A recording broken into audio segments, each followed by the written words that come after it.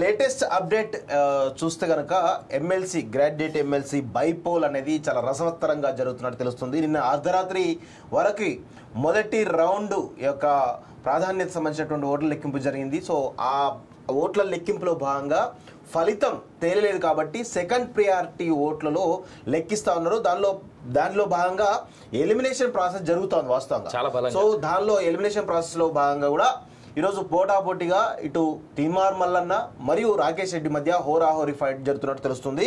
ఎవరు గెలుస్తారో ఎవరు గెలవరో చెప్పలేని పరిస్థితి కనబడుతుంది. అయితే దీనిలో భాగంగా కొంత డీటెయిల్డ్ అనాలిసిస్ చెప్పేటువంటి ప్రయత్నం చేస్తే మిత్రులారా, ఎందుకంటే దీని గురించి చాలా మంది కన్ఫ్యూజన్ ఉంటే వాస్తవంగా సెకండ్ ప్రియారిటీ ఓట్ల లెక్కింపు ద్వారా నిజంగానే ఫలితం తెలియ అవకాశం ఉంటుందా అనేటువంటి ఒక విషయం కనుక మనం చూసినట్లయితే ఒకసారి మీకు కొంత అనాలిసిస్ చెప్పేటువంటి ప్రయత్నం చేస్తే మిత్రులారా.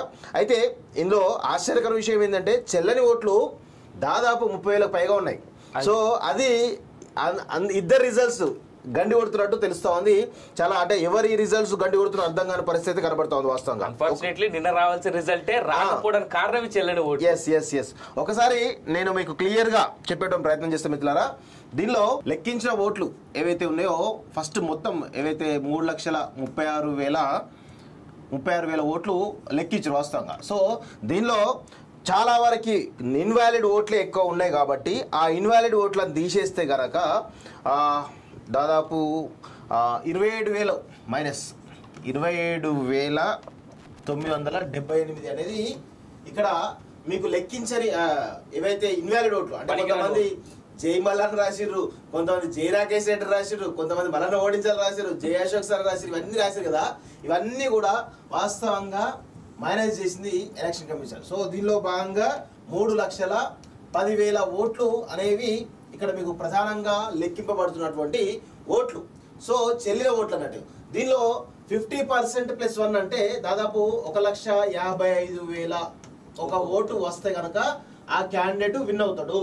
సో దీనిలో మనకు నిన్న వచ్చినటువంటి సమాచారం ప్రకారం ఇది యాక్చువల్ విన్నింగ్ ఫిగర్. ఇది 1,55,001 అనేది విన్నింగ్ ఫిగర్. సో దీనిలో ప్రధానంగా ఫస్ట్ ప్రియారిటీ సంబంధించినటువంటి ఓట్లు కనుక ఒక్కసారి తీసుకున్నట్లయితే దీనిలో మల్లన్నకి కాంగ్రెస్ పార్టీ అభ్యర్థి అయినటువంటి మల్లన్నకి దాదాపు 1,22,813 ఓట్లు రావడం జరిగింది. అదేవిధంగా రాకేష్ రెడ్డికి 1,04,243 ఓట్లు రావడం జరిగింది. దాని తర్వాత బీజేపీ ప్రేమేందర్ రెడ్డి అసలు ఎక్కడ కూడా పర్ఫార్మెన్స్ చేయలేటే కనబడతా ఉంది, చాలా చెత్తికిల పడ్డట్టు తెలుస్తుంది, 43,413. దాని తర్వాత ఇండిపెండెంట్ అశోక్ ఆయనకు ప్రధానంగా చాలా పెద్ద ఎత్తున ఓట్లు రావడం జరిగింది. అది కూడా 29,697 ఓట్లు. సో ఈ అదర్స్ అంతా కలిపితే మొత్తంగా అదర్స్ అందరికి వచ్చినాయి 10,118 ఓట్లు రావడం జరిగింది. సో ఇక్కడ విషయం ఏంటి అంటే 1,22,000 ఓట్లు ఫస్ట్ ప్రియారిటీ ఓట్లు మల్లన్నకు రావడం జరిగింది కాబట్టి ఎవరికి మెజార్టీ లేదు కాబట్టి ఇప్పుడు సెకండ్ ప్రియారిటీ ఓట్లకు వెళ్తున్నారు ఓటింగ్ ఎలక్షన్ కమిషన్. సో దీనిలో ప్రధానంగా ఎంత రావాలి, 1,55,000 మైనస్ 55,001 మైనస్ ఒకళ్ళు మల్లన్న తీసుకున్నట్లయితే ఇక్కడ ఈయనకు రావాల్సినటువంటి ఓట్లు ఎంత, ఇంకా రావాల్సిన ఓట్లు ఎంత అనేది ఒకసారి చూసినట్లయితే ఒకసారి చూస్తే 1,55,000 మైనస్ 1,22,813 అనేది ఒకసారి వేస్తే అన్ని ఓట్లు వస్తే గనక మల్లన్న గెలుస్తాడు, లేకపోతే రాకేష్ రెడ్డి గెలిచే అవకాశాలు కూడా ఉన్నాయి వాస్తవంగా చెప్పాలంటే. కానీ ఇక్కడ ఒక చిన్న లాజిక్ మీకు చెప్పే ప్రయత్నం చేస్తా. 32,000 ఓట్ల పైచీలకు వస్తే గనక మల్లన్న గెలుస్తాడు. అదేవిధంగా రాకేష్ రెడ్డికి 1,50,000 నుంచి 1,04,000 అంటే దాదాపు ఈయనకు రావాల్సిన ఓట్లు ఎంత అంటే 50,000కు పైచీలకు ఓట్లు రావాలి. సో వీళ్ళిద్దరికి ఈ వ్యత్యాసం చూడండి, 18,000 వ్యత్యాసం కనబడతా ఉంది.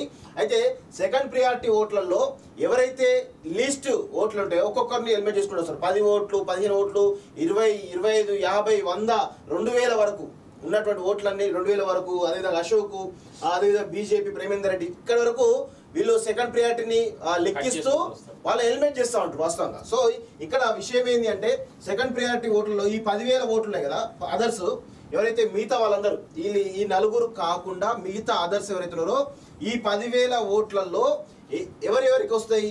32,000 ఉన్న 32 రావాల్సిన మల్లనకు వస్తాయా, లేదంటే రాకేష్ రెడ్డి రావాల్సినటువంటి 50,000 వస్తాయా అనేది ఒక చిన్న లాజిక్ ద్వారా మీకు చెప్పేటువంటి ప్రయత్నం చేస్తా. దీనిలో భాగంగా ఒకసారి ఇవి కూడా కలుపుకొని ప్రయత్నం చేద్దాం.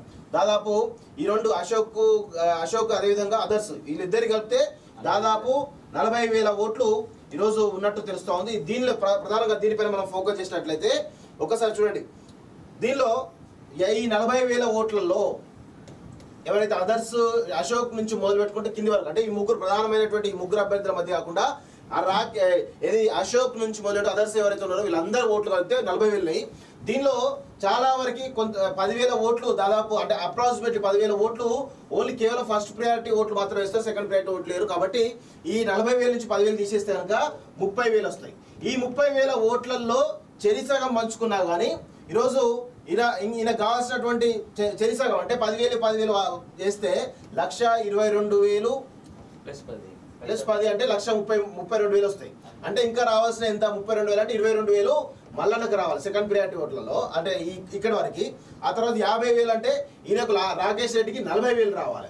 సో ఇక్కడ మార్జిన్ మళ్ళా సేమ్ అటు ఇటు అయ్యేటువంటి అవకాశం కనబడతా ఉంది. సో ఇక్కడ మళ్ళీ ఏమవుతుంది అంటే మళ్ళా ఇప్పుడు ఏం చేస్తారు, బీజేపీకి సంబంధించినటువంటి ప్రేమేందర్ రెడ్డి ఓట్లు లెక్కిస్తారు. ఇక్కడ ఈ 43,000 ఓట్లు ఏవైతే ఉన్నాయో దీనిలో ఒక్కసారి మనం చూసినట్లయితే 43,000 ఓట్లలో దాదాపు 70% మంది సెకండ్ ప్రియారిటీ ఓటు కనుక ఈరోజు సెకండ్ ప్రియారిటీ ఓట్లు వేస్తే కనుక దాదాపు ఇందులో 10,000 మేనేజ్ చేసుకోండి. వాస్తవం చెప్పాలంటే ఇందులో కూడా 10,000 అటు ఇటు ఇన్వాలిడ్ ఫస్ట్ ప్రియారిటీ బీజేపీకి సెకండ్ ప్రియారిటీ అయ్యే వాళ్ళు చాలా మంది ఉంటారు. కాబట్టి ఇందులో కూడా 33,000 ఓట్లు అనుకోండి. దీనిలో చెరిసగం కాకుండా ఒకవేళ పూర్తిగా కనుక ఈ 33,000 ఓట్లు 33,000 ఓట్లు ఒకవేళ రాకేష్ రెడ్డి పడ్డ ఆయన గెలిచే పరిస్థితి లేదు, మ్యాజిక్ ఫిగర్ కు తగ్గదు. అంటే చూడండి ఈ 33,000 బీజేపీ సంబంధించిన 33,000 సెకండ్ ప్రిఫరెన్స్ ఓట్లు రాకేష్ రెడ్డి పడ్డా కానీ ఆయనకు 40,000 ఓట్లు దాటట్లేదు.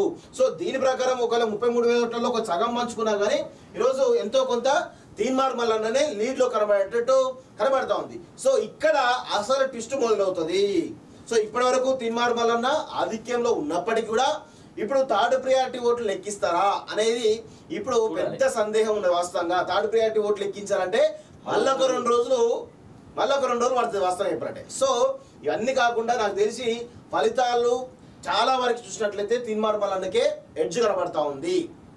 చాలా స్పష్టంగా చెప్తాను, తీన్మార్ మల్లన్న గెలవడం పక్క అనే విషయం చాలా స్పష్టంగా కనబడుతుంది. నిన్న కౌంటింగ్ కేంద్రంలో బీఆర్ఎస్ వాళ్ళు కంచెల భూపాల్ రెడ్డి కానీ అభ్యర్థి రాకేష్ రెడ్డి కానీ వాళ్ళ ప్రెస్ మీట్ చూస్తే చాలా క్లియర్ అర్థమవుతుంది వాళ్ళు ఓటమి దశలో ఉన్నట్టు తెలుస్తుంది. నిన్న కలెక్టర్ గారు కూడా చాలా క్లియర్ గా ప్రెస్ మీట్ పెట్టి మేము అందరి సంతకాలు తీసుకున్న తర్వాతనే రిజల్ట్స్ అనౌన్స్ చేస్తుంది తప్ప ఇది ఎక్కడ కూడా ఎలాంటి తప్పులు జరగవు అనే విషయాన్ని గుర్తుపెట్టుకోవాలి అని చెప్పేసి కూడా చాలా స్పష్టంగా నల్గొండ కలెక్టర్ హరిచంద్ర గారు చెప్పడం జరిగింది. సో అదేవిధంగా రాకేష్ రెడ్డి లాంటి వాళ్ళు చాలా అనుమానాలు వెలిపిస్తూ ఉన్నారు. దీనిలో చాలా గందరగోళం నెలకొంటాం అనేది ఇదంతా కామన్ వాస్తవం చెప్పాలంటే. సో స్పష్టంగా ఎవరైతే కాంగ్రెస్ అభ్యర్థి తీన్మార్ మల్లన్న పోటాపోటీగా బయటపడేటువంటి అవకాశం అయితే చాలా స్పష్టంగా కనబడతా ఉంది. కానీ దీంట్లో ఒక మాట లాస్ట్ టైం మన ఈ కాలేజ్ టీవీ వేదిక మనం ఎన్ని చెప్పినాం, ఏ ఓట్లు ఎట్లా వేయాలని చెప్పినాం, ఫస్ట్ ప్రియారిటీ ఎట్లా, సెకండ్ ప్రియారిటీ ఎట్లా, థర్డ్ ప్రియారిటీ ఎట్లా అనేది మనం క్లియర్ గా నేనే చెప్పిన ఓపెన్. 28,000 ఓట్లు చెల్లని ఓట్లు అంటే చదువుకున్న వాళ్ళు నయం కదా. చదువుకున్నోడు ఏం రాస్తాడు, జై మల్లన్న అని రాస్తాడా, జై రాకేష్ రెడ్డి అని రాస్తాడా? వాళ్ళే పెన్ ఇస్తారు, వాళ్ళే పేపర్ ఇస్తారు, ఎట్లా రాయాలో చెప్తారు, ఓటు ఎట్లా వేయాలో చెప్తారు. చదువుకున్నోనికి ఓటు నీకు వస్తలేదు అన్న. ఇలా ఏమన్నా ఏ రకంగా మనం చదువుకున్న వాళ్ళని క్యాల్కులేట్ చేయాలి. పేరుకు గ్రాడ్యుయేట్ ఎమ్మెల్సీ ఎన్నికలు గ్రాడ్యుయేట్ ఓటేసినట్టున్నారు. అది very unfortunate, very sad to discuss this topic. నిజంగా చెప్తున్నాను, 28,000 ఆల్మోస్ట్ 28 అంటే ఇంకొక 22 ఓట్లు కలిపితే 28,000 ఓట్లు, 22 ఓట్లే. దానిలో కనీసం 10,000-15,000 ఈ 28,000 ఓట్లు ఈయన పడుంటే రాకేష్ రెడ్డికి ఇలా ఫలితం అంతా తారుమారు 1,32,000 ఓట్లు ఇస్తుంటే ఆయనకి. సో ఇది మొత్తానికి అయితే గ్రాడ్యుయేట్ ఎమ్మెల్సీలో లేటెస్ట్ అప్డేట్. అంటే ఇంకా గందరగోళం ఉన్నది. సో మేబీ ఈ రోజు మధ్యాహ్నం వరక సాయంత్రం వరక ఒక క్లారిటీ వచ్చే అవకాశం ఉంటుంది వాస్తవంగా. సో ఇప్పుడు ఎవరికి గెలుపు బలాబలాలు ఏంటి అనేది కొంత గందరగోళం ఉన్నప్పుడు కూడా ఎడ్జ్ లో తీన్మార్ మల్లన్న బయటపడేటువంటి అవకాశం అయితే చాలా స్పష్టంగా కనబడుతున్నట్టు మనకైతే తెలుస్తా ఉంది.